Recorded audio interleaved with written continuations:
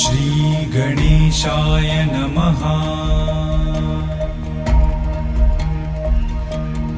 ॐ जपाकुसुमसङ्काशं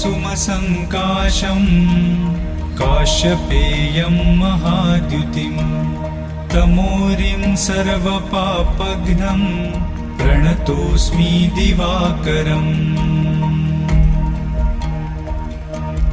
ॐ दधिशङ्खतुषाराभं क्षीरोदार्णवसम्भवम् नमामि शशिनं सोमं शम्भोर्मुकुटभूषणम्।